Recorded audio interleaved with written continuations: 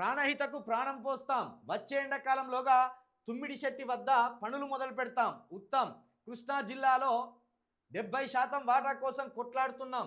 Rayalaseema lift స్కీమ్పై వారంలో సుప్రీంకు వెళ్తాం. తక్కువ ఖర్చుతో పూర్తయ్యే పెండింగ్ ప్రాజెక్టులపై ఫోకస్ పెట్టినాం. కాళేశ్వరం నీళ్లు లేకుండానే 1.5 టన్నులు వడ్లు పండినాయి. 1.87 లక్షల మంది రైతులకు సన్నొడ్లు బోనస్ 5,500 ఇచ్చినాం. ఏడాదిలోనే సివిల్ సప్లైలో 11,000 కోట్లు అప్పుది ఇచ్చినాం. చెప్పుకొస్తాను ఇక. ఇప్పుడు ఇవంతా సాధించినాం. ప్రాణహితను పండబెట్టినాం కదా, ఇప్పుడు ప్రాణం పోస్తాం మేము అంటున్నాను. కేసీఆర్ ఏమో ప్రాణహితను పండబెట్టిండు, మేమేమో ప్రాణం పోస్తాం అంటున్నారు. ఇక కాళేశ్వరాన్ని ఏదో కుట్ర జరుగుతుంది.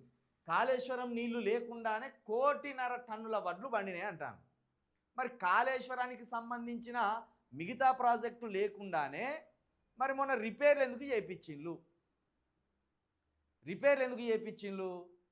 కాళేశ్వరానికి రిపేర్లు ఎందుకు చేయించిండ్లు?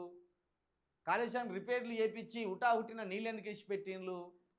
అంటే ఓ విధంగా ఇది ఏం చేస్తానంటే కాళేశ్వరం ఇక పనికిరాదు, 95,000 కోట్లు 96,000 కోట్లు వృధా, దాని నుండి సుక్క నీరు కూడా భవిష్యత్తులో ఇవ్వము అని చెప్పడానికి ముందు ప్రిపేర్ చేయడంలో భాగంగానే కాళేశ్వరం నీళ్లు అవసరం లేకుండానే 1.5 వడ్లు పండినాయని ఇక్కడ మంత్రి చెప్పుకొచ్చే ప్రయత్నం చేస్తున్నాడు.